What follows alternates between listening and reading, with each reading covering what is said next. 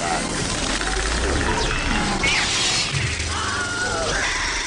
you will know my name is the Lord.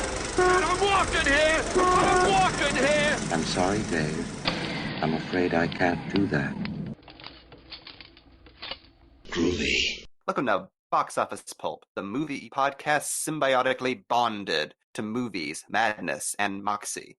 And our normally not so fearless leader, Cody Alft, is currently incommunicado at the moment, traveling to parts unknown, far away from his normal recording booth. So, with the boss out of town, we're going to get away with something very special tonight. Mike, what movie are we doing a Box Office Pulp branded mini bop on? We are bowing down to the god of the symbiotic this evening to discuss Venom. And nothing can stop us. Nothing. No one can tell us not to. Not even God can stand in our way now. We ensured that. We are Venom, all of us. I mean, That's actually, beautiful. I'm Jamie Marshall, and I believe your name was? No, this is the first time you've ever asked me my name. Well, I don't like to presume. I understand boundaries are very important, especially on a podcast. Andrew. It's been Andrew. You've been calling me Mike since 2012. Oh. My friends call me Andy. You will call me Andrew. Are you sure your middle name isn't Mike? It's Muhammad. What's funny is if Cody was here, he would have lost his shit when I said Muhammad. And can't you just picture that? Why. I just thought it was an interesting pool. I like that. But yeah, we're talking about Venom because, yeah, we're those people. We're the kind of people who like Venom. And I can only speak for myself, but I know I have always had a fond appreciation for this character, as oddly controversial as he is in nerd cultures. It's a strangely controversial opinion. You know me. You know I'm a Venom fella. I'm a Venom and I know Carnage how you make fella. your living. Carnaging. I have always loved and had a soft spot for these characters and saw through a lot of I can't believe I'm about to say this, stereotyping of Venom as something Venom is not. Venom's a very interesting character. Yeah, he's a little excess. Yeah, sometimes he can be a little ridiculous, but sometimes ridiculous is fun. It's called comic books. Yeah, the worst thing you can say about Venom is he was super overexposed, but then again, so was Wolverine. Yeah. I don't know what it is about growing up in the early 90s. Venom and Carnage just kind of become your go-to monster characters. Very much so, yeah. They Venom especially. I think it was just the idea of evil Spider-Man. Like, Carnage came and went after Maximum Carnage, but Venom was always the go-to of monster. We need a monster. Venom. Let's throw Venom in there. Yeah, and I think a lot of people from our generation have kind of a childhood affinity for that character the same way other generations had that for, like, Dracula and Frankenstein's monster. Like, just, that's your early childhood image of what a boogeyman looks like. That's shoved in your face every Saturday morning. Yeah, he was such a cool image to see in cartoons or in comics, and it was just, and I think there's something visceral about, I remember in a comic book documentary, Kevin Smith talked about how there was a mystique behind Wolverine's claws being a weapon that was always just there. Like, you just unsheath it from his hands and snip, like he had claws there. And Venom kind of works the same way, where it's just Eddie Brock walking around and then suddenly, boom, the symbiote's on him and he's a giant monster. You know, it's why kids like werewolves and shit. Venom's kind of the same way. It's the that all-powerful thing just there, kind of lurking beneath the skin. Yeah, it's kind of a dark reversal of the Captain Marvel Shazam wish fulfillment fantasy. Yeah. There's bam, instant monster. Not to mention, Venom has always brought to both Spider-Man and Marvel something that's weirdly rare, which is flat-out horror. Like DC is chock full of horror characters. There's very little horror in the Marvel universe. Like not only is Venom a cool monster, he's also a cool alien. He's also a cool slasher villain. He's also like specifically a melt character, which is Yeah. very rare. Like there's not a lot of goo based villains. He's got kind of a blob thing going on with his power set. Yes, as ridiculous as it always seemed to really push for a solo Venom movie, especially in a universe without Spider-Man, because those characters seem at the time always seemed so linked in a way that you couldn't possibly separate. Ironically, like, this just seemed like a bad idea from the beginning. Oh Like this yeah. was born to be a lol cow. Yeah, we were all lamenting, especially as Spider-Man enters the MCU. I mean, as much as our feelings for this movie will become more and more clear, um, there's still always that stink of Spider-Man's now been robbed of Venom on film. Because we got a little bit of Venom in Spider-Man 3, but that is nobody's favorite part of the Spider-Man movie. That's nobody's favorite Spider-Man movie. Yeah, less said about that, the better. So, knowing we could have gotten like a pitch perfect, like black suit Spidey storyline leading into a Venom movie or something, and now that's not going to happen. Um, it's why when this was announced, it's like, okay, this is going to happen, and that sucks. But hopefully, it will be good and maybe won't make any money, so then Marvel can be able to use Venom. Obviously, that And didn't that was the happen 'cause best case scenario. yeah, obviously that didn't happen because now it made all of the money in the world, and unfortunately we are getting other Sony movies off of that, um, which will just rob Spider-Man of more characters. Not that I expected Uh, Morbius to show up in the MCU or anything like that. Um, but if you're gonna do Venom solo, there's certain things you have to do, and honestly, they did a really good job of adapting Venom as a solo outside of Spider-Man character, as sacrilegious as that is, as sad as it is that stealing from Spider-Man. And honestly, Venom kind of deserved to make the money it did. I'm saying that. yeah. This is a legitimately good movie. And going to what we were saying earlier, like it was weird having that flip of, wow, I can't believe I'm going to say this, but Venom deserves better than this movie. To, oh, this is almost a better movie than Venom deserves. This is prestige Venom. This elevated Venom to like being legit in a way. It's definitely made with an eye of, hey, we get Venom. Like, we get that there's stuff in Venom that's really interesting. And it does leave some interesting stuff out, unfortunately, that I do wish was in there, like the Catholicism and some of Eddie's character. But it actually does hone in on other things, expands on them, or alters them for more of a solo story. And brings in many different elements that have been in the comics. Some it has some early Venom stuff, has some Lethal Protector stuff, has some early Eddie stuff, has some later Eddie and Venom stuff. The more split personality is from a very certain subset of comic books versus some other stuff it pulls from. Really, this ends up feeling like an MCU Venom movie. Like they combined all of the disparate threads of the character that have never really been all together to make him really something special. Yeah. Because the way Eddie Brock and Venom are portrayed in this movie is fascinating. I can just watch an entire movie or entire TV show of them just interacting like around their apartment. Yeah, it feels like I think I said this when we were watching it. It feels like the perfect pilot to a Venom Netflix series. Oh, very much so, yeah.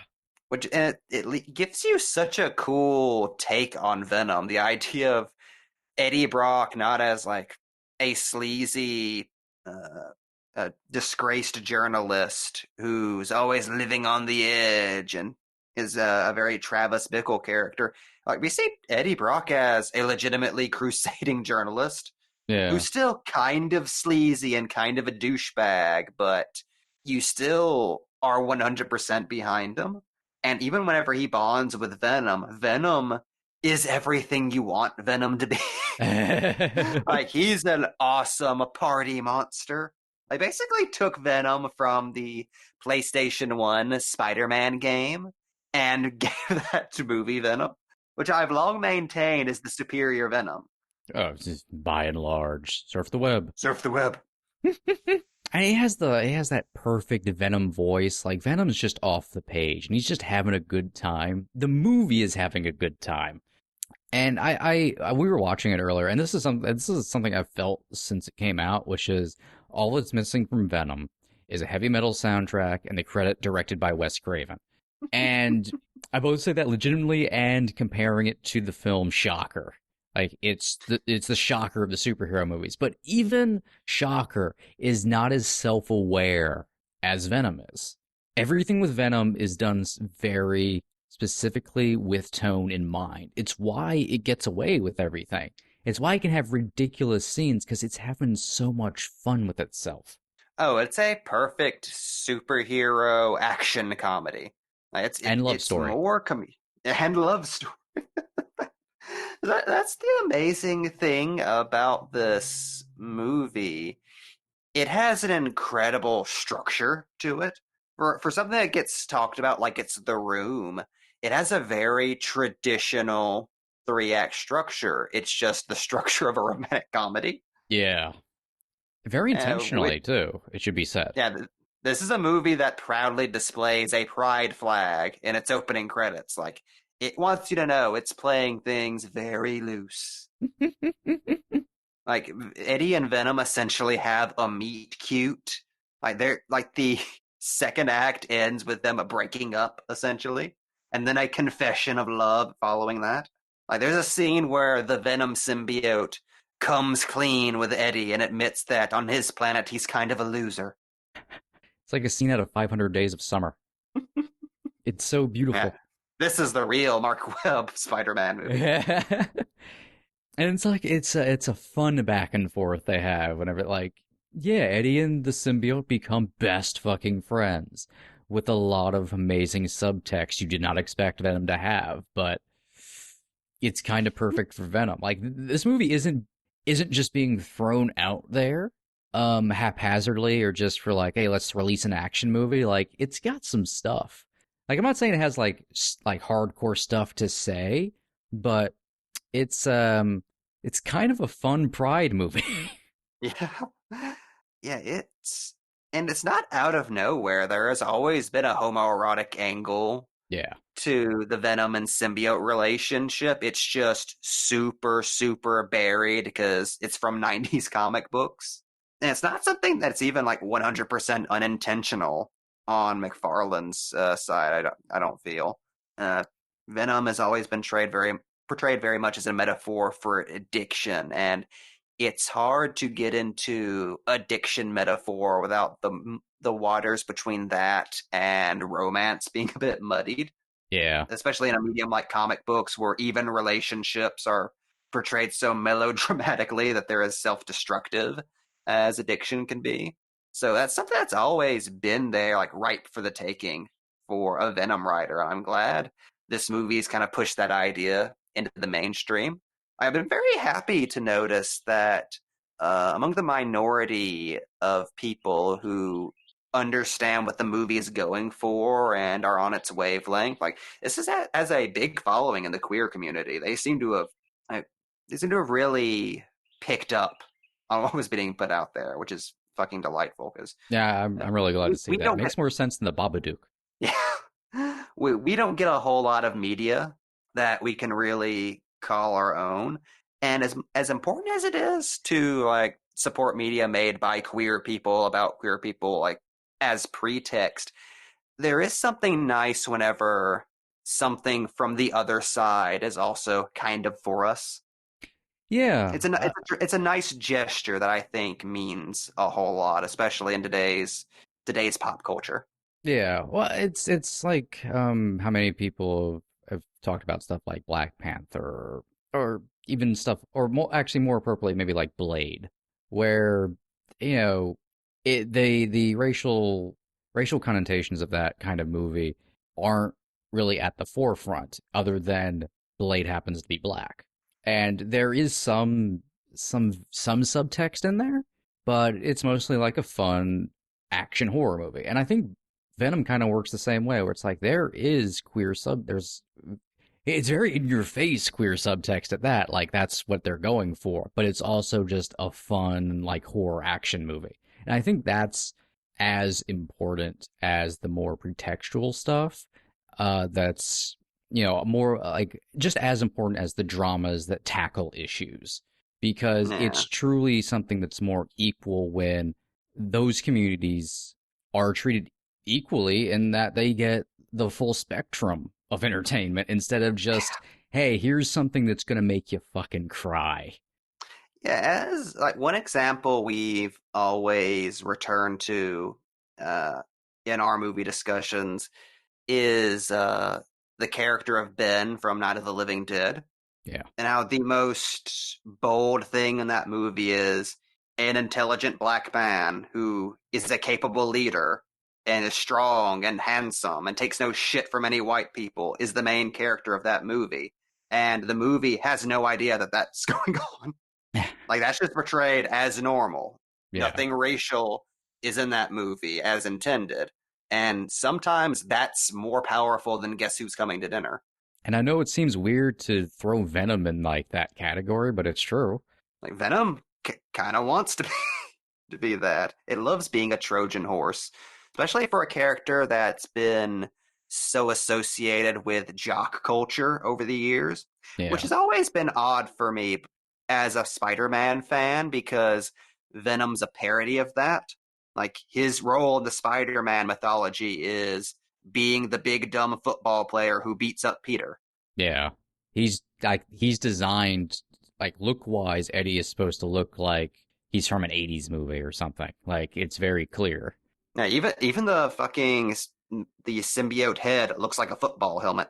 Yeah, it was all very intentional. I mean, hell, half the brilliance of Flash Thompson eventually getting the Venom symbiote was it was kind of a full circle moment for the concept of the character.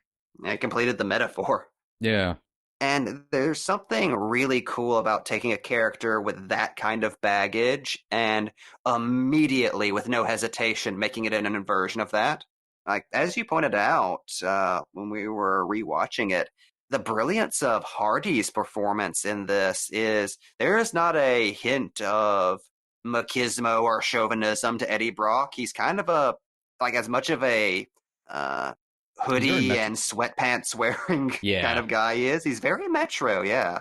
Yeah, very very very metro. It's metro with some just like normal guy schlubbiness.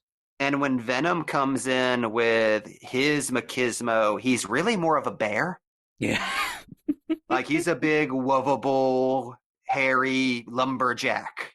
I just wants to squeeze his his slime husband. And it gives them an odd couple kind of territory to play in, and removes anything questionable from Eddie in regards to it because it just makes Venom's kind of out of date machismo more funny than anything else, just because it's coming from a weird alien blob.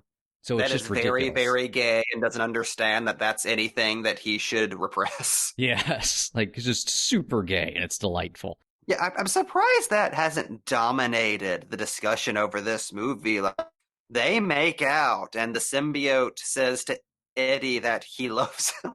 Well, people would have to pay attention to the movie legitimately to be able to get any of that. Like, you know what? Everyone who fucking shits on Venom, honestly, you're missing out on a lot of good stuff. As I've been saying for the past year, if this movie were released by Blumhouse and called Symbiote, it would be on everybody's top 10 list. Yep. You'd be freaking out over how it deftly bounces between tones and how it doesn't take itself too seriously and is honestly the most good-natured superhero movie I've seen in years. It's like this and Shazam. Yeah. Like this is a very wholesome film, It's so and pleasant to it's Venom. watch. Yeah, it's like it's just pleasant to watch. Like I like sitting down to watch Venom. Like, Venom has Eddie's back. He tries to repair his broken relationships with good advice. He gives him advice. Venom gives Eddie relationship advice. And, like, Annie's new fiance is, like, a really good dude who likes Eddie, and Eddie likes him, and Eddie's really happy that she's found a good person. And, It like, basically has the tone of Ant-Man. yeah, it definitely has the tone of Ant-Man. And I love that because that's played so sincerely. And then you have scenes like Venom taking down the SWAT team, which is like an amazing, like, horror action scene that's also done very sincerely. And I've said this 1,000 times, whenever adapting these characters, that's the key, just to do everything with maximum sincerity. Don't don't shy away from one tone or try to play some kind of balancing act. Just go for it. And Venom goes for it. Yeah, that's what I love about this movie. Like, as much of a love letter to Venom as it is, it's also a love letter to 90s comics, Yeah. which, as much as they embarrassed the community for so long, sometimes with good reason and sometimes not. Like, the one thing you could never say that 90s comics weren't were enthusiastic. 90s comics have more enthusiasm to them than Golden Age comics. Oh, yeah. And this movie is very much like that 1995 Image Comics, kids just out of high school, just drawing awesome stuff to amuse their friends kind of feeling to it. And it kind of Something has that, that punk like it or rock not, is feel. very much part of comic books. Very much so. And I think people need to accept that much more, especially the being able to look back through history. Like 90s comics are just as important to history than honestly 80s or 70s comics or 2000s comics or anything else. Like they have a place and they tell a piece of the tapestry of the story of comic books. And yeah, Venom is like the first outside of Deadpool probably. Um but even more so than Deadpool, truly a love letter to that. Like because it's even more so than Venom comics from the 90s. Like Riot, yeah, Riot. Don't tell me, go get me wrong. Riot's lame in the movie, but He's like just gray, dookie Venom. very disappointing. Origin villain. But it's like his giant arm blades and stuff. Like it's so much bigger and more than that actual stuff from Venom comics. Like that's just a 90s aesthetic. It's more of an Image aesthetic than a Venom aesthetic. And God, fucking speaking of the arm blades, like one thing that blew us both away with this film is its attention to detail when it comes to really specific comic book things. Like exactly how the symbiotes are supposed to churn when they're in symbiote form, or the exact way Venom emotes with his eyes. This is one of the most randomly comic accurate comic book films ever. It's strange, right? Like there's unwritten rules when it comes to comic book characters, and sometimes they do get adapted into other medium. Most often like cartoons, but even cartoons sometimes they can only get them so right. Cartoons for the most part have at least dabbled and gotten close to doing symbiote stuff pretty much like it looks like or sounds like in your head. Um Venom just gets it right. Like the symbiotes churn correctly. The sound effects of the symbiotes moving around is what they sound like in your head. Venom's voice is what Venom sounds like in your head. Like The tendrils coming out like have the weight of them that you'd expect Venom's tendrils to have. yeah, and they have that sinewy, like interlocking look that they're supposed to have, and the way they move, stuff that you build up in your imagination whenever you're looking at the page or reading text or whatever. And clearly, this shows that the people making the movie were fans, and they got that, and they went for it. This is a movie where the astronaut who's initially killed by Venom is J. Jonah Jameson the Third. It's in the credits. That shit's canon. Solely because of the animated series. That's the only place that exists. That's not in the comics, not in the games. That is from the 90s show. Like I feel like every aesthetic choice that does not come directly from the comics is from the fucking 90s show. Yeah, there's a ton of the fucking 90s show in the movie. Like, Ton. the effect they use on the voice is almost identical. Yeah. Yeah. Like everything like cartoon wise has mostly copied the 90s effect to varying degrees. Sometimes they downplay it more, but they just pretty much recreated what Venom sounds like in the 90s. There's even stuff like the scene later on in the movie where Eddie's saying goodbye to Anne and Venom's out. And it's like, no, you must stay. We must fight this battle alone. That is totally out of nowhere, serious, noble Venom from every Venom story in the 90s. Like, that's my favorite Venom thing. Just out of nowhere, the clown character suddenly becomes Martian Manhunter when innocent life is at stake. Which is like kind of the fun thing about Venom is both simultaneously like a heavy metal album cover. Like you said, he's kind of a clown character. And then suddenly he'll like, if you need to, snap him into seriousness, and suddenly he's like noble. Yeah, like another underrated comic book movie from last year, Batman and Harley Quinn. Like, I like how that movie has the full spectrum of Harley Quinn in one movie somehow. This movie is all of Venom. And it's Venom, so it's like, how? How We and haven't quite why? gotten that with Spider-Man yet. We got it with Venom. Yeah, that's a weird fucking thought. And man, it's just fun. Like it's such an I have a blast every single time I watch Venom. Like it's enjoyable to watch. It's fun as hell. The characters are great. It's the thing that was shocking us was how perfectly paced the film is. It has a better three-act structure than most modern blockbusters. Yeah, Like, like it's an old school movie structure. it feels like it belongs in the 90s.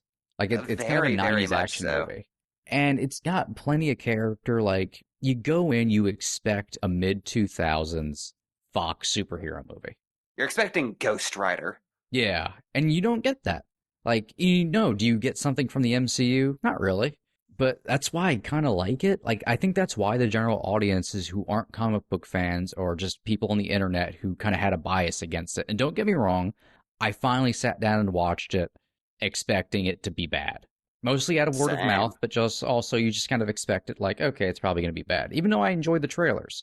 But you don't get that. The general audience, I think, latched onto it because it's weird and it's different and having a it's having a lot of fun, but not in a mindless sort of way. Like it's a fun popcorn movie, but in the right way. It's not in the. To me, there's a difference between like a fun popcorn movie and then what like just as equally a lot of the MCU movies, some of the lighter ones are fun popcorn movies. Homecoming is kind of a fun popcorn movie. Ant-Man, fun popcorn movie. They do have other stuff going on, and but that's what they are. And I think in a lot of people's heads, fun popcorn movie means like the Transformers movies now. And Yeah, people are terrified that the next great, big, stupid is going to appear and they'll be powerless to stop it.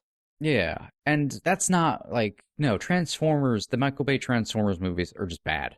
Like look at the last Transformers movie, The Last Knight versus Bumblebee. Bumblebee is a fun fucking popcorn movie. And it's also like an Amblin movie. It's also got kind of deep stuff to it, and it's a lot of fun and kind of emotional. Fun popcorn does not denote like emotional or character or does not mean mindless. And Venom's not mindless. Venom's got a lot of character to it. It's got an arc to it, like, and it's still a blast, and it's still something you can have fun with. And like I said, it's weird. And I think the general audience wanted something kind of weird with their superhero movie. So a monster superhero, perfect. And as you said, if this wasn't based on a comic, if it wasn't connected with the Sony Marvel controversy, if it wasn't a Spider-Man-less Spider-Man character, If it wasn't Venom. If it wasn't Venom, it would be treated like it was Upgrade. Like everyone would be fucking in love with it between the queer subtext, between how much fun it is, the ridiculousness, the self-awareness of it. Tom Hardy pulling another Tom Hardy. Oh, just and with dual roles at that. And fucking directed by Ruben Fleischer, the Zombieland guy, for Christ's sake. Like, everyone would be in love with Venom. This is technically a prestige movie. It has a prestige director and cast. Yep. And, you know, honestly, I'm more just like, I feel bad for people who kind of won't allow themselves to enjoy Venom. Like, there's a lot of complaints about Venom I don't understand. Like, certain things, the stuff with the villain, like, yeah, the villain's lame. But how many fucking lame villains have been in, like, origin movies or whatnot? So it's not that surprising.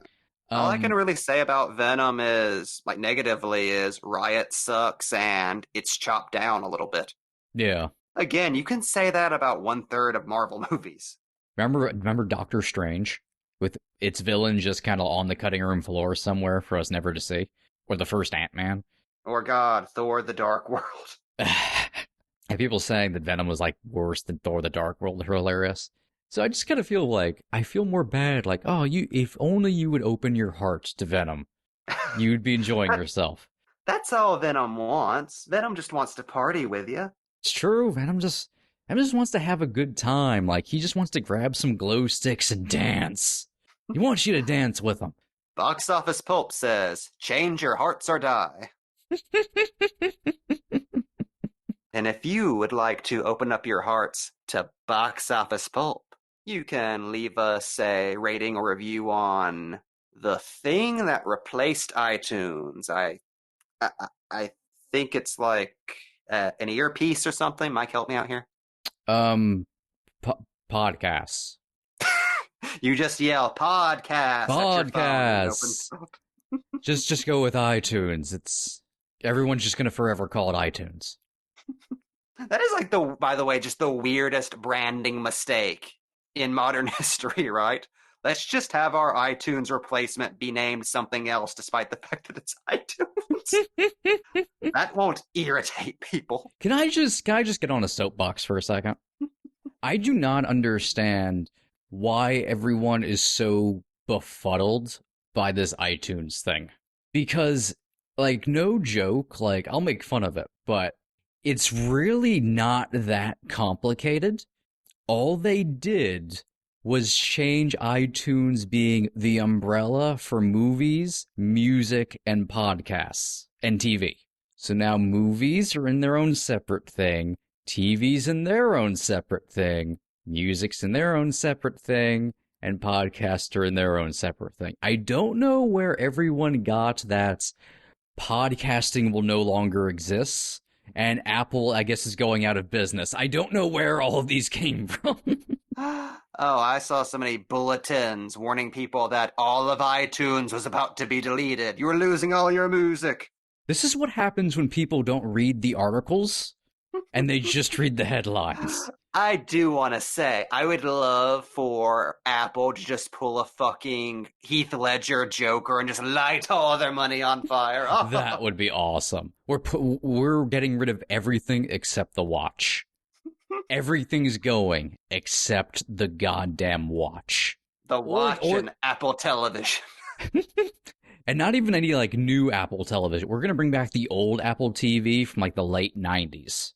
It's going to come with a shitty keyboard. You're not going to be able to do anything, but you're going to be able to browse message boards. I'm sorry, bulletin boards. And then they hop into their rocket ship built by Steve Jobs and leave this accursed planet forever. And go to the planet of the symbiotes. See how I brought it back around thanks to space.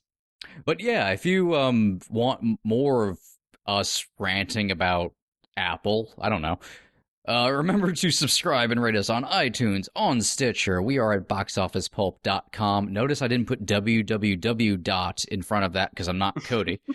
We are also on Facebook at facebook.com/boxofficepulppodcast. And of course, follow us on Twitter at boxofficepulp. And you can find us on, other random podcasting places if you don't want to support Apple. because of that thing they did. Is that count as slander? Can I just say that? Or am I going to get us Because sued? of the allegations. And be sure to check out our many other Pulp Podcast Network shows at pulppodcastnetwork.wordpress.com. We've got shit you wouldn't believe. And like that, he's gone. I was either going to go with that or come be a loser like us. Not like yours. This is Box Office Pulp Guy, and this has been a Pulp Podcast production. Now please, please, please, put a gun in my mouth and pull the trigger and say goodnight. And now, on with the show.